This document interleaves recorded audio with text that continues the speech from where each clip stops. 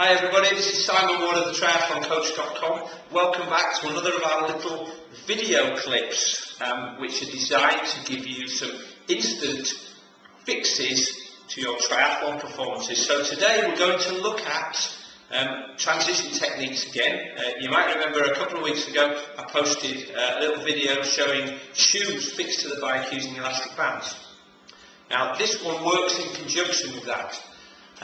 Something you can practice every single time you get on your bike. What you're going to have to do is leave your shoes attached to your pedals all the time. So every time you get onto your bike, just to go for a little ride, either to work or out with your mates, your shoes are already on there. You're going to practice putting your feet into your shoes while you're on the move. Now, if I was outside, it was very difficult to Fiona to run alongside me and film all this. So I'm going to demonstrate on the indoor bike here, and you're going to see me get on the bike. And I'm going to show you exactly what I'd like you to do and practice every time you ride to make you better going out of T1 and coming back into T2. So here we go. So I'm on my bike. I'm going to start riding. I'm riding with my feet on my shoes. Okay, to get some momentum up. This also allows me to get out of transition. Once I've got going, then I can look ahead. I can put my foot into my shoe like this. I can pedal a little bit more. Then I do the other one. Then I pedal a little bit more. Freewheel again. Then a little bit more. Freewheel again. And I'm off.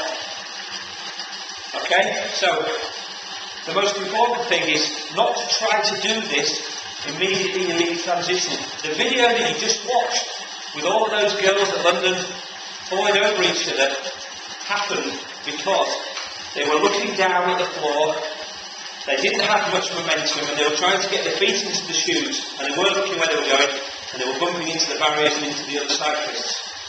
So in this way, you leave transition, you put your feet straight on top of your shoes, and then you pedal for a bit. And even if it's a slight uphill, you can still get some momentum.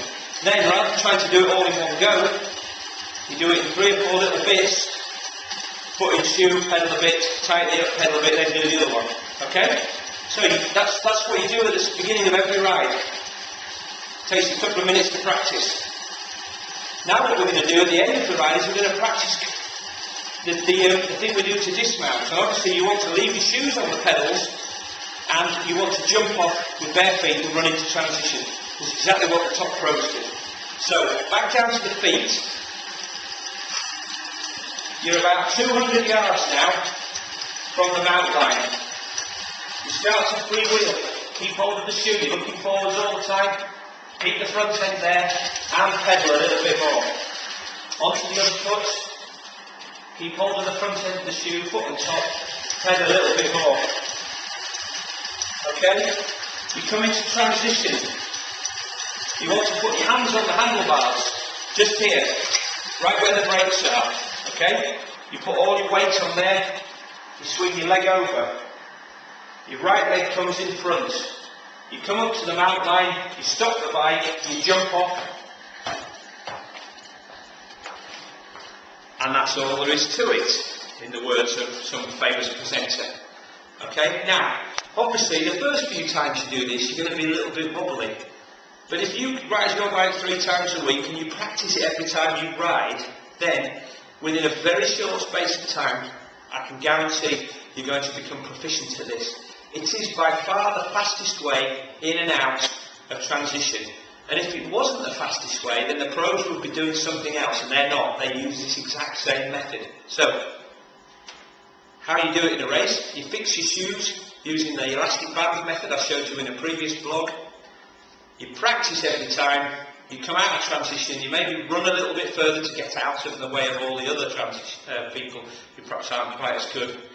You jump on your bike, you pedal a bit, you get some momentum, and then you do it whilst you are looking up the road. Okay, so please don't look down as you try to do this, otherwise there's a good chance you are going to hit something. Alright, so I hope that tip works for you. Please let me know if it does, but you've got to practice to make it perfect. This is Simon Ward for the triathloncoach.com. Thanks very much for listening, and we'll see you again soon. Bye bye.